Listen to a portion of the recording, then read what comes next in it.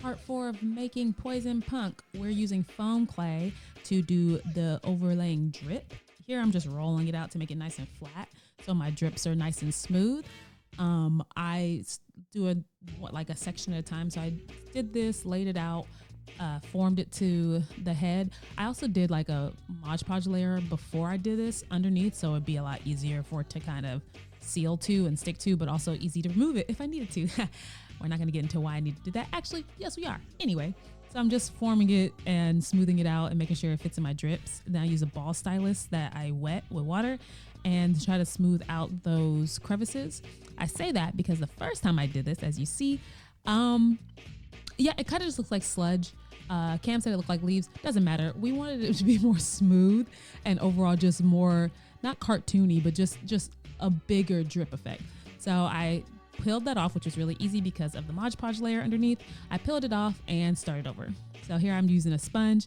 Basically, clay tools for normal clay, best friends for foam clay.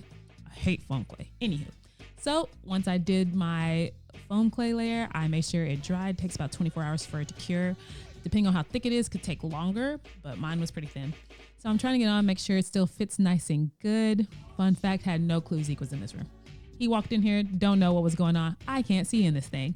It's literally for vibes, but it looks good from the front, the back, the side. I love it. And so now we're gonna move on to sanding.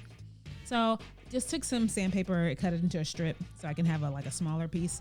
And I just went in to get like some of the edges a little bit more smooth and get some of the creases as well. I also had to get off the old foam clay from the mess up, and I just did this with this because it's a lot gentler.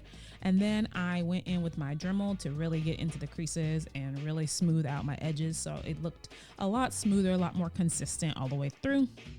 And because foam clay is still clay, you still have to heat seal it before you paint it or do anything. So I heat sealed it with my heat gun on high. And then I use Mod Podge as a base coat just so it seals it all in and it's ready to paint. Really excited for the paint job. Come back for part 5.